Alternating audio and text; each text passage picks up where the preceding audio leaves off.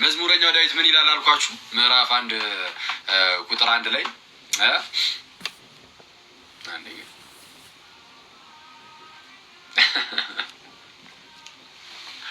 እሺ መዝሙር ምዕራፍ 1 ቁጥር 1 ላይ ብፁዕ ብእሲ ዘይሆረ የሚለው ክፍል ላይ ማለት ነው። እንዴት ነን? ዘይሆረ ምን ቃንዲ እስቲ በግዕዙ ላውጣው ልበልና ልሂድበት ግዕዙ ላይ እስቲ ቃንዲ እንዴ እስከ መቼ እኔና ግዕዝ ተፈራርተን? ብፁዕ ብእሲ ዘይሆረ በምክረ ረሲዓን አረ ይሁን ያለሽ እንዴ በጌታ ካልኩት በኋላ ነው ተዚህ የሚለኝ። ሪከርድ እንዳታደርጉ፣ ሪከርድ አድርጋችሁ ሊሆን ይችላል፣ አትልቀቁት። አክሊልና ግዕዙ ብላችሁ እንዳትልቁት ትላለህ። ደግሞ ለዩቲዩበሮች አዲስ ርዕስ ደግሞ ሰጠዋቸው። አክሊል ግዕዙን ሄደበት። አይዩቲዩበር አይጀግና አይዩቲዩበር እንደ ጉድ እኮ ነው ሰው ያወጡት። ታይትሎቻቸው ኬት እንደሚመጡላቸው አክሊል የግዕዙን አመሰጠረው። አክሊል እኔ ለግዕዝ የምገባ አይደለሁም አለ። እሺ ብፁዕ ብእሲ ዘይሆረ በምክረ ረሲዓን ወዘኢቆመ ውስተ ፍኖተ ኃጥአን ወዘኢነበረ ውስተ መንበረ መስተሳልቃን። ኤኒዌይስ ወደ አማርኛችን እንመለስ። በቅዱስ ሚካኤል ግን እኔ በጣም የሚገርመኝ ክርስቶስን ግዕዝ ተምሬያለሁ። ለምሳሌ በጣም የሚገርመው ፓርቲ ማለት ነው። ግን ፕራክቲስ አላደርግም ምናምን ቶሎ አላነበውም ምናምን። በዛ ምክንያት ምንም በቃ ተውኝ እስቲ ተውኝ አለ እና እንደዛ ሆንኩኝ እንጂ ግዕዝ 1 2 ምናምን ግዕዝ 3 ተምሬያለሁ። ግዕዝ 1 እና 2 ኤኒዌይስ እና የሆነ እንትን ማለት ነበረብኝ እስካሁን የቀተለ ቤት ላይ ቀርቼ ቀረሁ። ቀተለ ላይ ነው በቃ እኔ ተውት እስቲ። እሺ ምን አለ አሁን ስሙ በደምብ ምስጉን ነው በክፎች ምክር ያልሄደ በኃጢአተኞች ፕሮቴስታንት ወንድሞች የተዘጋጃችሁ መልካም ስራ ላይ ምናምን ጥያቄ ያላችሁ ምናምን እንድትገቡ ማለት ነው። መልካም ስራ እኛ ድህነት ላይ የሚያስፈልግበት ፓርት አለ ብለን እናምናለን። ኢኒሺያሊ ሳይሆን እሱን እሺ ትንሽ ነገር ላችሁና ቤተሰቡና ከዛ በኋላ እንደው ዝች ላይ ጥያቄ አለኝ እንደው የክርስትና በእናንተ ቤተክርስቲያን ውስጥ ያለው ትምህርት መልካም ስራ ላይ ራሱ ምንድን ነው ከመጽሐፍ ቅዱስ ጋር አልተስማማልኝም የምትሉ ፕሮቴስታንት ወንድሞች ካላችሁ ለጭቅጭቅ አይደለም፣ ዝም ብሎ እንደዚሁ በቃ በወንድማማች ስፒሪት የለም በዛ መንፈስ መጠየቅ ምናምን ብትፈልጉ አስገባችኋለሁ። ከዛ በፊት ግን ምን ይላል? ምስጉን ነው በክፎች ምክር ያልሄደ በኃጢአተኞች መንገድ ያልቆመ በዋዘኞች ወንበር ያልተቀመጠ ይላል። ይህ በጣም ትልቅ የእግዚአብሔር ቃል ነው። እሺ ምስጉን ነው በክፎች ምክር ያልሄደ። ልክ ምስጉን ነው በማን ምክር ያልሄደ? በክፎች ምክር ያልሄደ። በክፎች ምክር ያልሄደ ማለት ክፎች ምክር አላቸው። ያ ምክራቸው ግን ምን አይነት ምክር ነው? ሰዎችን ወደ ኃጢአት የሚመራ። ክፎች ሁልጊዜም ቢሆን ጋይስ ምክራቸው ኃጢአት ነው፣ ክፋት ነው። ክፉ ከሆነ ምክሩ ክፋት ነው። በቃ አለቀ። እሺ ክፉ ያስባለው ምግባሩ የክፋት ስለሆነ ነው። ምስጉን ነው በክፎች ምክር ያልሄደ ሲል የኃጢአት ነገርን ሰምቶ በእነሱ መንገድ ያልሄደ እንደው ያልተሳበ ማለት ነው። የእነሱን መስማት ያልጀመረ። ለምሳሌ እሺ በመልስታችሁ ምሳሌ እሺ ከዚህ በፊትም በምንፍቅናና በዝሙት በሁለቱ ሰጥቻችሁ ስለነበረ በሁለቱ እየሰጧችሁ አይደለም። ለምሳሌ ምንፍቅና ኃጢአት ነው እንደምታውቁት። ገላትያ ምዕራፍ 5 ላይ ቁጥር 19 ቁጥር 20 ላይ ከተዘረዘሩት የስጋ ስራዎች ውስጥ አንዱ ምንፍቅና ነው። ምን ተዘርዝረው ነበር ያኔ? ሟርት፣ ጥል፣ ክርክር፣ አድመኝነት፣ ዝሙት፣ መዳራት፣ ጣዖትን ማምለክ ከነዚህ ጋር አብሮ ምንፍቅና የሚል አለ። ወይም መናፍቅነት የስጋ ስራ ነው። ምንድነው በአጭሩ? መናፍቅነት የስጋ ስራ ነው፣ ኃጢአት ነው። እና አንድ መናፍቅ የሆነ ሰው ያው ቃሉን ዝም ብለን ታርጉ እንጠቀመው እና ገሊ ሳንል ትላለህ። አንድ የሆነ መናፍቅ ማለት በቃ ከታወቀ የክርስቲያን ትምህርት የወጣ ትምህርት ነው የሚያስተምር የተለየ ከክርስቲያን እነሱ እንደዛ ነው። በዚህ መናፍቅ የሚባለው እንደዛ ነው። እና ምንፍቅናን ያስተምራል። መናፍቅ ምንፍቅናን የሚያስተምር ነው። እና ክፋት ነው። እና ምንፍቅናን የሚያስተምርን ሰው ሰምተህ የእሱን ነገር እየሰማህ ወደ እሱ የምትጠጋ ከሆነ በክፉዎች ምክር መሄድ ማለት ልክ እንደዚህ ነው። የምንፍቅና ትምህርት ምንፍቅና ይገድላል። ቅዱስ ጴጥሮስ እንደተናገረው ምንድነው የሚገድል ምንፍቅናን አሹልኮ ያስገባሉ ስላለ ምንፍቅና ይገድላል። እና ይህንን ክፋት የምትሰማ ከሆነ እሱን እየሰማ ቀስ በቀስ በእነሱ ምክር የምትሄድ ከሆነ አንተ ምስጉን አይደለም። ምስጉንስ አለ በክፎች ምክር ያልሄደ ነው። ኦኬ ምስጉን ነው በክፎች ምክር ያልሄደ። አሁን የመጀመሪያ ወይም ደግሞ ስለ ዝሙት ለምሳሌ አንዳንድ ሰው ሰገጠ ብሎ በጣም ዝሙት ጥሩ እንደሆነ የሚናገር ስለዚህም ዝሙት አድርጉ ፈጽሙ የሚል አይነት ሰው ሊኖር ይችላል አይደለም። ዝሙትን መፈጸም አንድ ኃጢአት ነው። ከዛ ዘሎ ግን ሰው ሌሎች ሰዎችም ዝሙትን እንዲሰሩ የሚያነሳሳ ሄድበት የሚል አይነት እንደዚህ አይነት ሰው ደግሞ ይኖራል። እሱ ደግሞ በጣም አደገኛ ነው። አስቡት ጋይስ። በጣም ለምሳሌ አንድ ኢኖሰንት የሆነ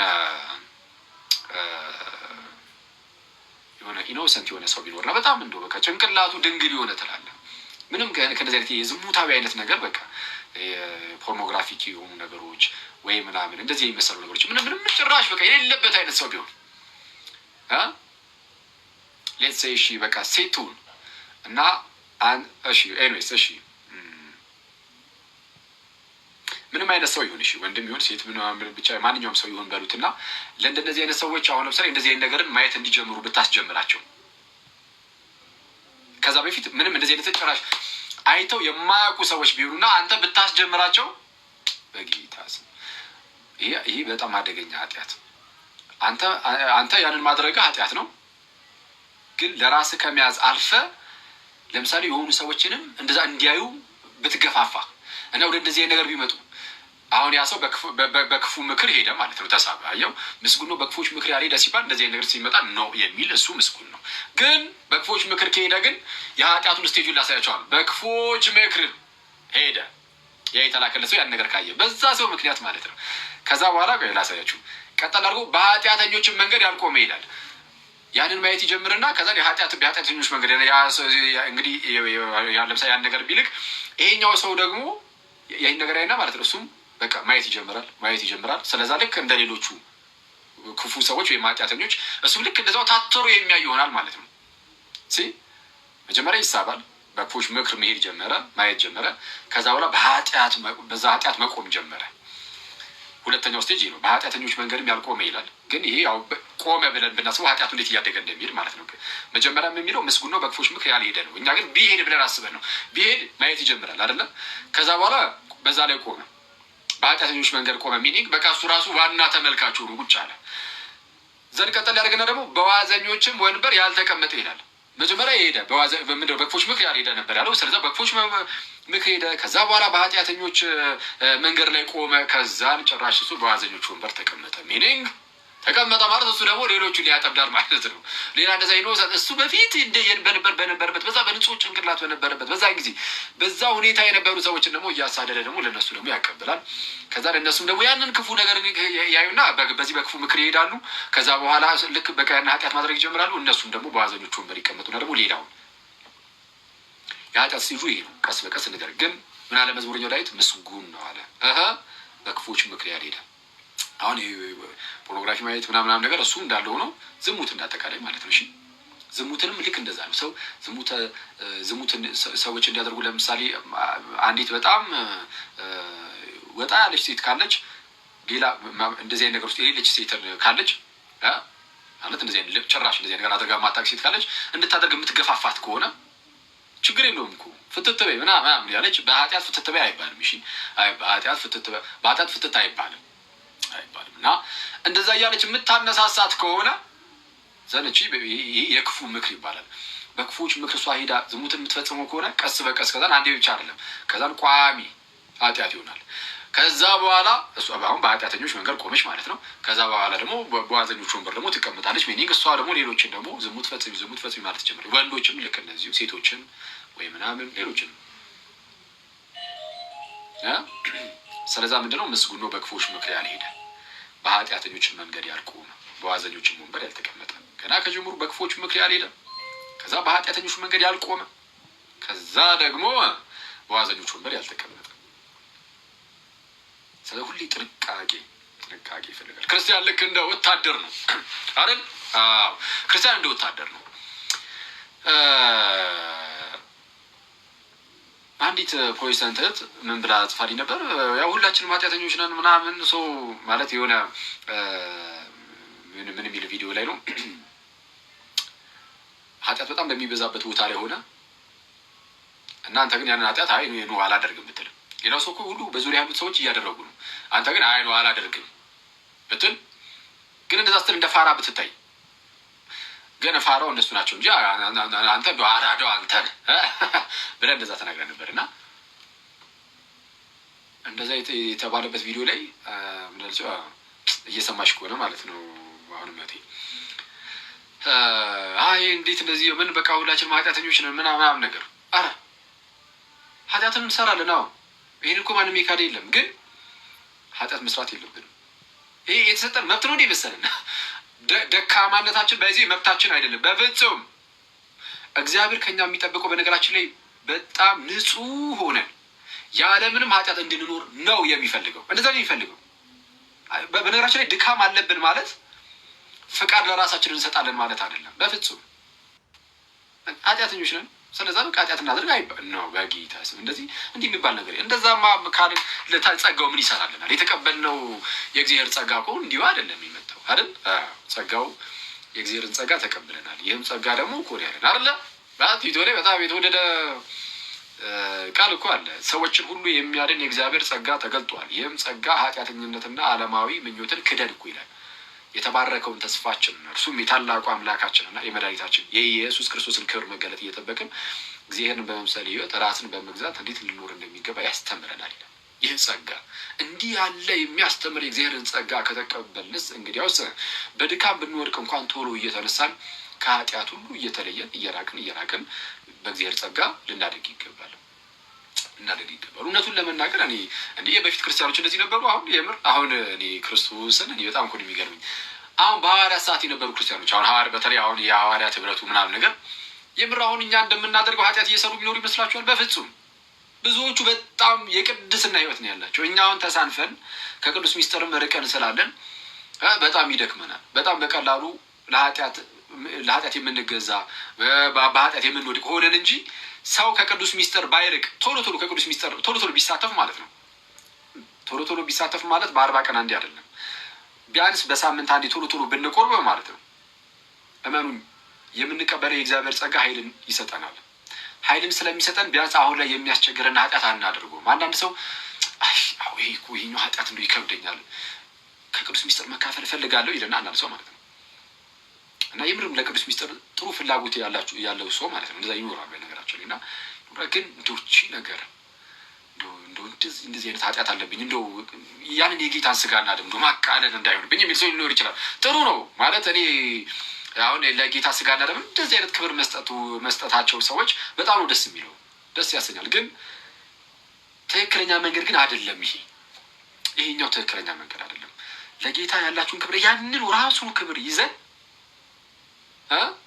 ዝም ብለን ይለን እንቅረብ። በቃ ንስሐ ገብተን ዝም ብለን እንቁረብ። ኃጢአት ልንሰራ እንችላለን። አዎ ግን እንደውል በቃ እንሰራ ብለን ብቻ ዝም ብለን ብቻ እንቁረብ።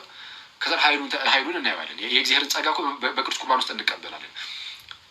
ቶሎ መድገም ቅዱስ ቁርባን አለመራቅ አንዴ ከጀመረን በኋላ የሆነ ብዙ ክፍተት ስንሰጥ በጠላት የመጠቃት እንትናችን በጣም እየበዛ ይሄዳል። ስለዚህ ሁሌ ከጌታ ጋር መኖር ከቅዱስ ሚስጥር አለመራቅ። ከዛ በኋላ ብንወድቅስ ግን በቃ ከወደቅን መወደቅን ነው። አንዴ ቅዱስ ቁርባን ተቀብሎ ሳይወድቅ የቀረ እኮ የለም። በቃ ሰው ሊወድቅ ይችላል። የዚህ ቅዱሳን አባቶቻችንም እኮ እየወደቁ እየተነሱ ነው ከፍ ብሎ ጌታችን ኢየሱስን በመምሰል ህይወት ውስጥ ያደጉት። አረ ቆይ ይሄንን ነገር ሳልረሳው ቪዲዮ ያላችሁ ሰዎች እስቲ እንትን ትሉኛላችሁ ወይስ እኔ ጋር አለ? ቆይ እስቲ መጨረሻችን ወይ እንደ ጳውሎስ ወይ እንደ ክርስቶስ ቢያንስ እንደ ጳውሎስ ከሆነልን ግን እንደ ክርስቶስ ወይ በመሀል ላይ ምናምን ነው የሚሆኑ ምናምን ያለ ሰው ነበር። ጭራሽ ከጳውሎስ ምንብለት ወይስ ቪዲዮ ያላችሁ ሰዎች እስቲ ዮኒ ካለ እስቲ አዘጋጅልኝ ፕሊዝ። ይሄድበታሉ ትንሽ እና ምንድነው ዋናው ትልቁ ቁም ነገር ግን ብንወድቅ እንነሳለን ነው። ጻድቅ ስንት ጊዜ ይወድቃል ይላል? ጻድቅ አንድ ጊዜ ነው 7 ጊዜ ማለት በጣም ብዙ ጊዜ ማለት ነው። ብዙ ጊዜ ሊወድቅ ይችላል። ጻድቅ 7 ጊዜ ይወድቃል፣ ግን 7 ጊዜ ይነሳል። ወድቃ በውድቀት ላይ እዛው ውድቀት፣ በውድቀት ላይ እዛው ውድቀት እየጨመርክ መሄድ ነው አይደለም። እሱ ክርስቲያናዊ አይደለም፣ ክርስቲያናዊ አይደለም። ስለዛ ቀስ በቀስ ላያችን ላይ ያሉ የተለያዩ ጥሩ ያሉ ነገሮች ካሉ ትንሽ ነገር አየሆነች አንድ ነገር ስትቀንስ ጥሩ ነገር አንድ ነገር ትጨምራለህ። መጥፎ ነገር አንድ ስትቀንስ ጥሩ ነገር አንድ እየጨመርክ እያደረግን ቀስ በቀስ እናድጋለን አይደል? አሁን እንደዛ ነው። አሁን እንደ ክርስቲያን እኔ በስመ አብ ከልጅነታችን ጀምሮ ያው አጋጣሚ ሆኖ አለፈን እንጂ ብዙ እድሜ ትላለህ። ልክ በስጋ እንደዚህ እንዳደግነው በመንፈስ ማድገን ቢሆን አሁን የ20 ምናምን ዓመት ምናምን ቅዱሳን ነበር መሆን የነበረብን፣ በዛ ደረጃ መሆን ነበረብን አይደል? አሁንም ግን ራሳችን እንደ ጀማሪ ክርስቲያንም ቢሆን አይተን ማለት ነው እንደ ጀማሪ ክርስቲያንም ቢሆን አይተን አሁን ሊያሳስቡን የሚገቡት ምን አይነት ኃጢአት ናቸው እንደው በሀሳባችን የሚመጡ ምናምን አይደል? እንደዛ አንዳንዴ ውስጣችን ላይ ፋይት የሚያደርጉ ነገሮች ይኖራሉ፣ በጣም የሚዋጉን ምናምን አይደለ? በአንድም በሌላም በተለያዩ ርዕሰ ጉዳዮች ላይ ማለት ነው። በገንዘብ ሊሆን ይችላል፣ በዝሙት ሊሆን ይችላል፣ በተለያዩ ነገር በሀሳብ ደረጃ የሚዋጉን ሊኖሩ ይችላሉ። እነሱ ነው እንደምንም መዋጋት። ከዛ በጣም ዘለን አልፈን ግን በዝሙቱ በምኑ አይጠበቅ ያው እኔ ከኛ አይጠበቅም።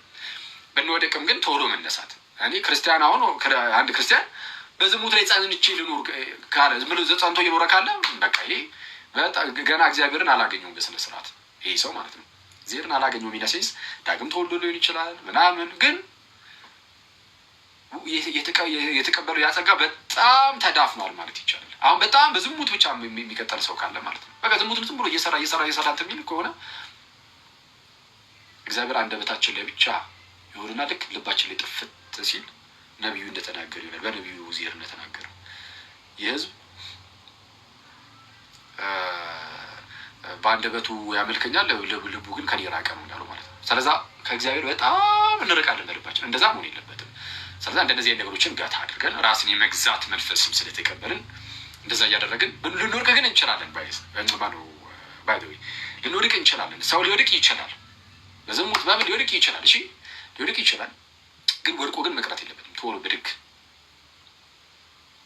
እንዲህ ኧረ ወይኔ በጣም ክርስቶስን እኔ ለሰው ራሱ ማለት ነው በጣም ሰዎች ወደ ክርስቶስ እንዲመጡ ምክንያት መሆን አለብን። በህይወታችን በመናገራችን ብቻ አይደለም፣ በመናገራችን ብቻ ሳይሆን ሰዎች ህይወታችንን አይተውት ክርስቶስን እንዲወዱት ማለት በእኛ ውስጥ ክርስቶስ እንዲታይ በማስተማር ብቻ ክርስቶስ አይታይም። በማስተማር ብቻ ሳይሆን በህይወት ክርስቶስ ኢየሱስ ይታያል። ስለዚህ ሁሌም ቢሆን በተቻለን አቅም ልናደርግ የሚገባው ነገር ምንድነው? ስለ ክርስቶስ ኢየሱስ መናገር፣ ማስተማር፣ መስበክ ይኖርና ከዛ በኋላ ደግሞ ክርስቶስ በህይወታችን እንዲታይ የክርስቶስ ብርሃን በእኛ እንዲበራ ሁሌም በመንፈሳዊ ህይወታችን በደንብ መንፈሳዊ ህይወታችን ላይ መስራት። ዛሬ ቅድም ቴሌግራም ላይ አጋርቼው ነበር። እንደውም አንዲት እህት እንደዛ እያለችኝ ነበር እና ምንድነው ፕሮቴስታንት ናት ጴንጤ ነበረች።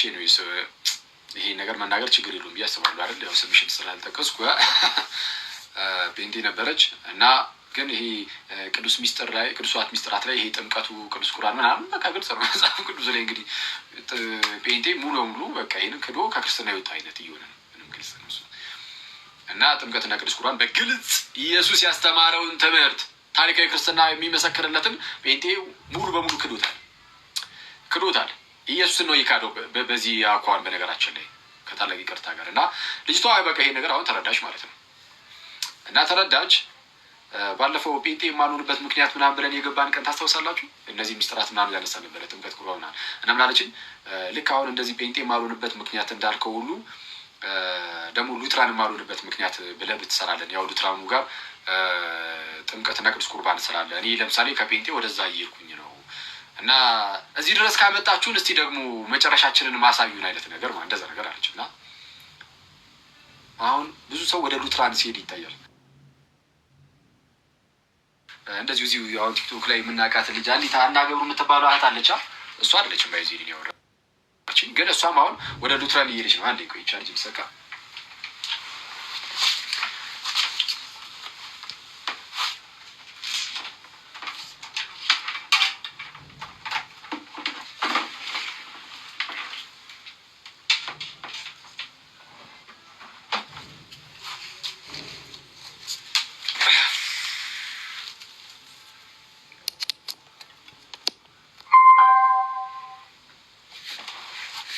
እሺ